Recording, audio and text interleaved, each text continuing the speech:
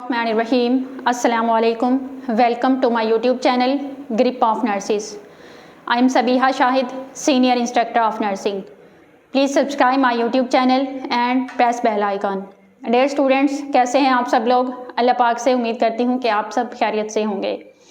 यकीनन आजकल आपकी दौड़ें लगी हुई हैं, कोई डॉक्यूमेंट्स इकट्ठे कर रहा है तो कोई कुछ कर रहा है। तो डियर्स, आज आपको इम्पोर्टेंट इन्फॉर्मेशन देने वाली हूँ आज भी मैं आपको, जिसमें आपको कंसेंट के बारे में बताऊंगी, क्योंकि बहुत सारे स्टूडेंट्स सिर्फ बार बार कंसेंट के बारे में क्वेश्चनिंग कर रहे हैं।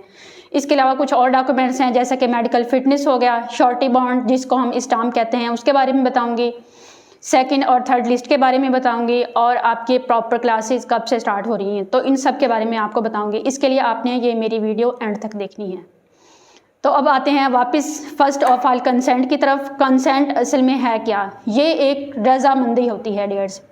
जहाँ पर आप ज्वाइनिंग देने के लिए जाएंगे यानी नर्सिंग कॉलेज में, तो वहाँ पर जो नर्सिंग कॉलेज की प्रिंसिपल होती है वहाँ पर आप उनको कंसेंट देकर आते हैं, अपनी रजामंदी देकर आते हैं। वो ये होती है कि जिसमें आप ये बताते हैं कि मैं ये जो कंसेंट दे रहा हूँ ये एक मेरी चॉइस होगी, जिसमें मैं अगर किसी और कॉलेज में, फॉर एग्जांपल मोस्टली स्टूडेंट्स ये कोशिश करते हैं कि उनके घर के नज़दीक, जैसे अगर कोई स्टूडेंट बहावलपुर में रहता है तो उसकी ये ख्वाहिश होती है कि मेरा विक्टोरिया हॉस्पिटल में हो जाए, तो वो इसके लिए वो अपनी चॉइस के लिए ना कंसेंट उस प्रिंसिपल को देकर आता है अगर उसका रहीम जार खां में फॉर एग्जाम्पल हो जाता है।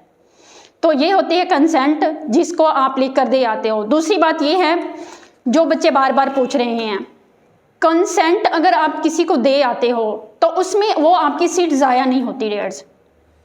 जहां आप कंसेंट देकर आते हो, असल में आप कंसेंट क्या है, कंसेंट वाले जितने भी स्टूडेंट्स होते हैं, ऐसी सीट जो कि खाली रह जाएंगी जहां स्टूडेंट्स ज्वाइन नहीं करेंगे, तो इनका फिर अलग से दोबारा मेरिट बनेगा जो कि सेकंड और थर्ड मेरिट लिस्ट में दोबारा से आएगा।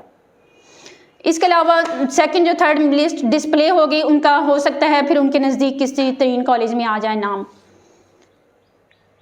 इसके अलावा अब मैं आपको ये बताती चलूँ कि प्रेफरेंस क्या है। फॉर एग्जांपल किसी भी स्टूडेंट का अगर थर्ड प्रेफरेंस पे नाम आ जाता है और वो अपनी चॉइस किसी नर्सिंग कॉलेज में दे आता है जहाँ पर वो ज्वाइन करने जाता है, तो वो उसके लिए फर्स्ट और सेकंड चॉइस तो रह जाएगी, लेकिन इसके नीचे वाली जितनी भी होंगी वो उसके लिए ऑप्शन नहीं बचेगा, मतलब नीचे उसके लिए कोई सीट खाली नहीं होगी।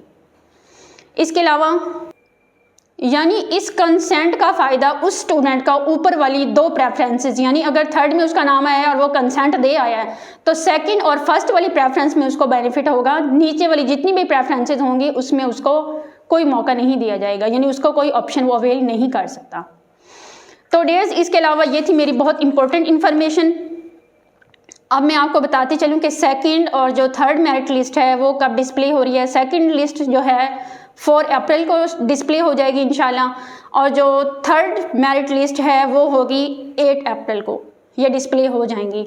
और ये ज़रूर होंगी क्योंकि बहुत सारे स्टूडेंट्स कह रहे हैं कि 1500 स्टूडेंट्स तो आ गए, अब अल्लाह जाने हमारा सेकंड और थर्ड लिस्ट में नाम आता भी है या नहीं आता। बिल्कुल आएगा और इंशाल्लाह ज़रूर आएगा।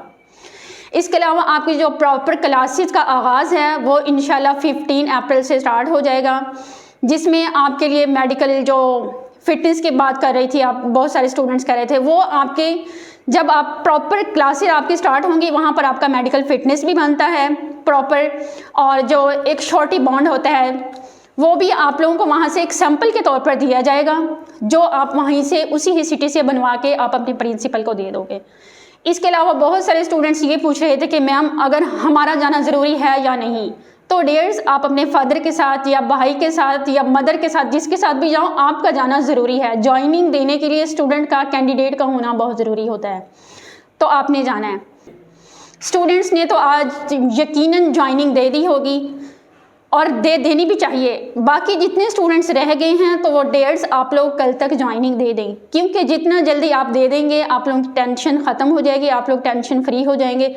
जब तक आप कॉलेजेस में ज्वाइन नहीं करेंगे आप लोगों के लिए टेंशन, माइंड में कोई ना कोई क्वेश्चंस आते रहेंगे। तो बाकी आप लोग डॉक्यूमेंट्स की परेशानी इतनी ज़्यादा ना लें, आप लोगों के पास जितने भी डॉक्यूमेंट्स हैं आप लेकर जाएँ, वहाँ पर ज्वाइनिंग दें अपनी प्रिंसिपल को जो कॉलेज की होती हैं। आपको इतनी ज़्यादा कोई ऐसा बाउंड नहीं कर लेगा कि जो आपके पास डॉक्यूमेंट नहीं है तो आपकी ज्वाइनिंग नहीं होगी, ऐसा कुछ नहीं होता। डियर्स, ये थी आज की। बहुत सारे स्टूडेंट्स हॉस्टल के बारे में पूछ रहे हैं। तो डियर्स, हर नर्सिंग कॉलेज में, क्योंकि ये इंस्टीट्यूट हैं, आप यूँ नहीं हो, इवन के DSQ लेवल पे भी वहाँ पे अपने ही नर्सिंग कॉलेज में उनके हॉस्टल होते हैं।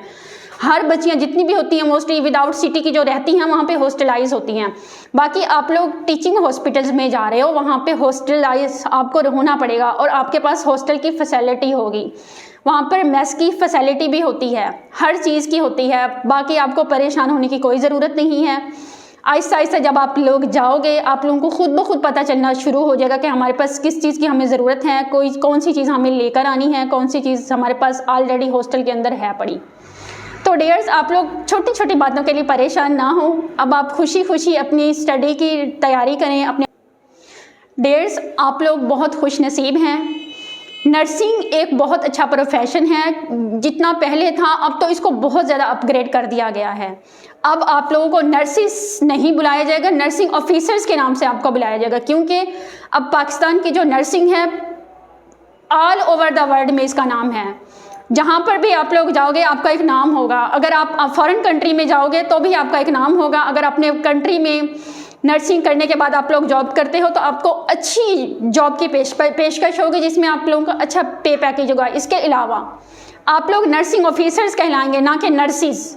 आपने खुद नर्सिंग के प्रोफेशन को अगर अब आप चूज़ कर रहे हैं तो आप लोगों ने खुद इसकी रिस्पेक्ट लेनी है लोगों से, और नर्सिंग ऑफिसर्स कहलवाना है लोगों से, और इस काबिल बनना है कि आप लोग नर्सिंग ऑफिसर्स कहला सको। मुझे नर्स होने पर बहुत ज़्यादा फ़ख्र है, अल्हम्दुलिल्लाह।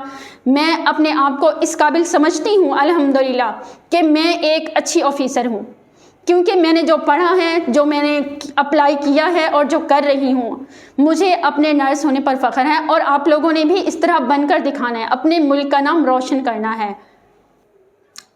देयर्स, मुझे फॉरेन कंट्रीज से भी काफ़ी ज़्यादा ऑफ़र्स हुई अल्हम्दुलिल्लाह, क्योंकि मेरा जो स्टडी का लेवल है बहुत अच्छा है और मुझे ऑफ़र्स आई। लेकिन मैंने अपने कंट्री के लिए, अपने बच्चों के लिए, अपनी फैमिली के लिए अपने मुल्क को नहीं छोड़ा, क्योंकि हमारा मुल्क बहुत प्यारा है। अल्लाह ताला इसको शाद व आबाद रखे।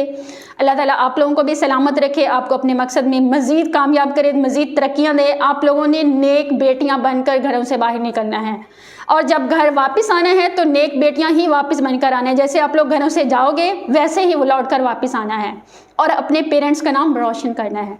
तो डियर्स, अगर आपने अपने स्टडी के लेवल को बहुत बेहतर रखना है, जैसे आप लोगों ने FSC में अच्छे मार्क्स लिए, मैट्रिक में अच्छे मार्क्स लिए, तो नर्सिंग को आपने बिल्कुल लाइट नहीं लेना। ये बहुत टफ स्टडी है, MBBS लेवल की स्टडी है। जैसे ही MBBS लेवल के स्टूडेंट्स आते हैं ना, 1000 से अबव होते हैं, तो ऐसे ही अब नर्सिंग ऑफिसर्स की जो मेरिट बनी है, आपके सामने मेरिट बना है। तो आप लोगों ने बहुत अच्छा पढ़ना है, अपने म्यार को बरकरार रखना है और अपने आप को मनवाना है हॉस्पिटल्स के अंदर। तो डियर्स, ये थी मेरी आपके लिए इंफॉर्मेशन भी कह सकते हैं इसको। एक अच्छे टीचर की जो है ना, इसको मैं क्या लफ्ज़ बोलूँ कि यानी कि एक मेरी आप लोगों के लिए हिदायत हैं, आप लोगों के लिए अच्छी एक बात है। आप लोगों ने इन बातों पर अमल करना है। अगर आपको मेरी वीडियो पसंद आई है तो प्लीज़ इसको लाइक करें, शेयर करें और सब्सक्राइब करें। Thank you. अल्लाह हाफिज़।